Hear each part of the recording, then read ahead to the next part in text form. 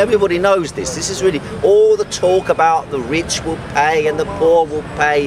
It's all nonsense. As soon as middle-class families were threatened with a slight cut of £10 or £20 a week in the money they get for their children, then all of a sudden there was a hoo-ha in the Conservative Party.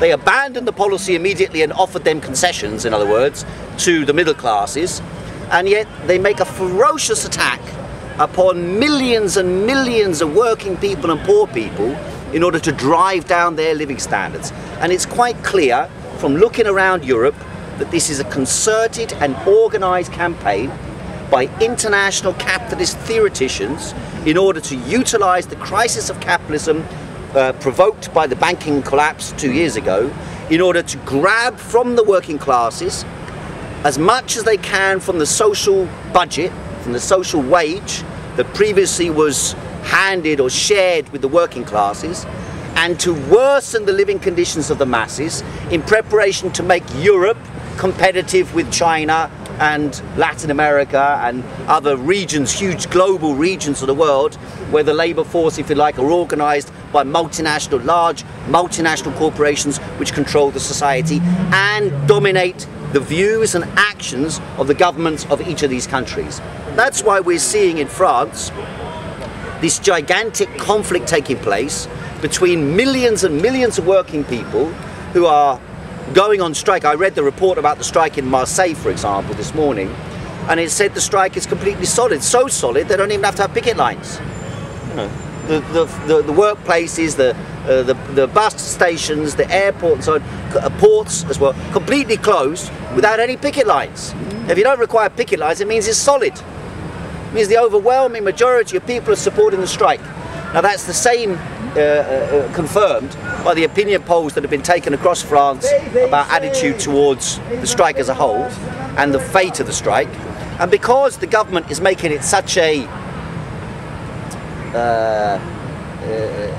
determining mark, a point at which they're saying we will never give in to these strikers, well, either the workers will have to take such decisive action as to break the government itself, or the workers will suffer a catastrophic defeat. My friend here is an engineer.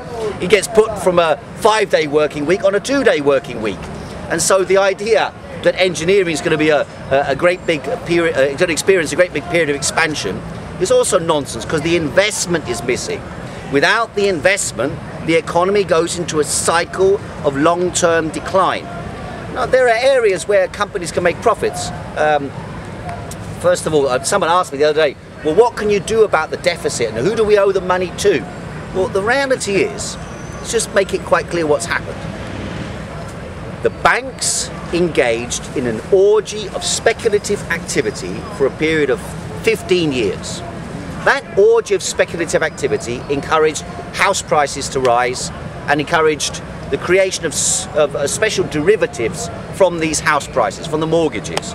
So I could get a mortgage from someone in Greece, in Iraq, in Afghanistan and in China and in London, put it together on a single piece of paper and say the debt that these people owe me, owe the bank, is an asset that I have. And I could sell the future of this asset. In 10 years' time it might be worth this much. I could gamble on that on the stock market and the money markets, and in this way I could acquire enormous profits through speculative activity. All the banks were engaging in this type of activity. Now, what happened is, when they were about to go bankrupt, when basically the Afghani went bankrupt and they couldn't pay the mortgage, and then it became a knock-on effect and no one knew what the value of anything was, the banks turned around and said, we need help, otherwise we'll go bust, and you can't let us go bust, otherwise there'll be chaos, disorder, riots, revolution. And therefore, what the governments did, the British were instigators of this whole process under Gordon Brown. What the government did is said, we'll guarantee the banks don't go bankrupt. Of course, the only way they could guarantee the banks couldn't go bankrupt was to buy part of the banks. So they said, we'll buy, like Royal Bank of Scotland, 80% of Royal Bank of Scotland, a bank that was bankrupt. We'll buy your bad debt. So they bought the bad debt, but of course, they didn't actually, the government doesn't have any money. Gordon Brown doesn't have a box full of money. So what did he do? He borrowed the money to buy the bank. From whom did he borrow the money? From the bank he was going to bail out. So he borrowed the money from Royal Bank of Scotland to save Royal Bank of Scotland from going bankrupt. And now we are being made to pay through cuts in the social budget, through cuts in government finances, through mass unemployment, through reductions in housing benefit, education, healthcare, welfare, social services. We are being made to pay for the bank's profligate gambling on a global scale, which we now have to repay back to the banks for what they did. Now, it seems logical to me that we should be approaching this question in a slightly different direction. We should be taking the banks into public ownership and maintaining control over them indefinitely. And in this way use the banks as a public utility in order to overcome the crisis that they have created, and thereby invest resources in human beings, in science, technology, education and development of the general economy to serve the needs of the population. International development budget, what was the cut? 40%? 40%? As if you don't need international ecological budget on fighting climate change and improvement of the ecology, also drastically reduced. Education drastically reduced.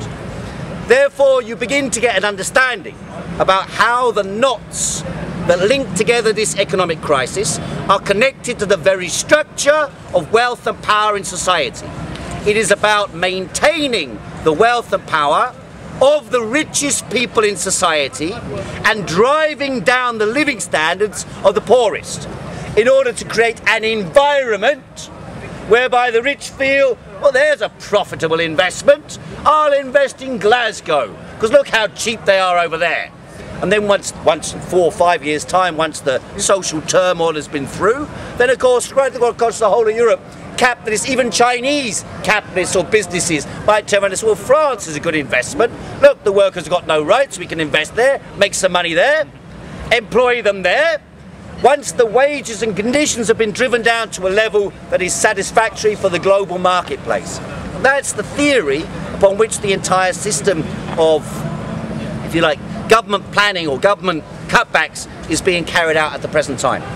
The last time they said this crisis occurred was 1945 after the Second World War. It was a very serious crisis, much more serious than it is now.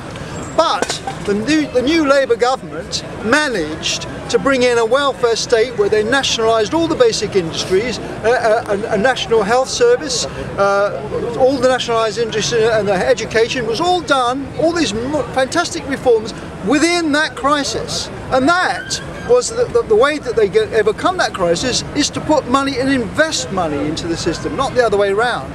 You can produce a system where you can get people working and producing money and paying taxes, which will solve the problems. In the first 3 years after the end of the Second World War, 3 million jobs were created and 3 million houses were built in 3 years, simply because they targeted the investment on development of social priorities. Now, is there nothing that can be done in Britain today? You've got whole regions of the country that are basically left as backward regions without any real development, any real social development for 2 decades actually.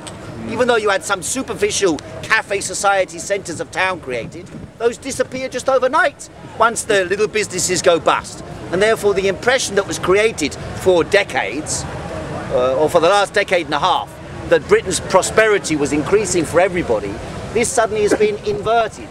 Instead of people making extra money and living better every single year, now we're confronted with a situation where general living standards for the majority are likely to decline for a long period of time, perhaps 5 or 10 years, or even longer into the future. And this is the prospect which the capitalists are offering to the population.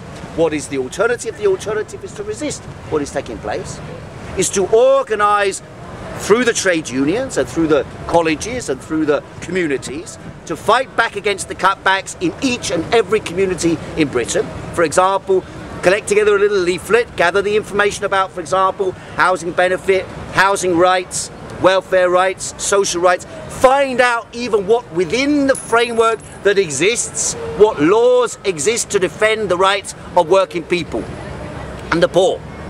and then organise an information campaign in your local community, then bring people together in meetings to join together to oppose the cuts within that community, in the schools, in the local children's facilities, in the healthcare facilities, in the educational facilities. Bring the people affected by that into combination, allow them to work out means of maintaining those services, and then at the same time mobilise and unify the entire campaigns across the entire country. That is beginning to emerge. There are anti-cuts campaigns emerging in every single corner of this country at the moment. What needs to be done is to create a unified campaign and to pressurise the trade unions to take decisive action, like they have done in France, perhaps first a one-day general strike and then a week or two-week general strike to bring down the present government and defeat their plans to cut back on the rights of working people and to raise or to maintain the living standards of the upper stratum of society. It is a battleground between the classes. That's what's taking place. There is no other explanation for what is happening. It is not some decision in order to maintain the strength of the economy. It's a conscious decision to drive down the living standards of the working classes and the poor. That's the purpose and objective of what is being carried out at the present time. All this talk about big society is big bullshit. In reality, it is one single targeted operation right across the whole of Europe by the governments of Europe to drive down the living standards of working people.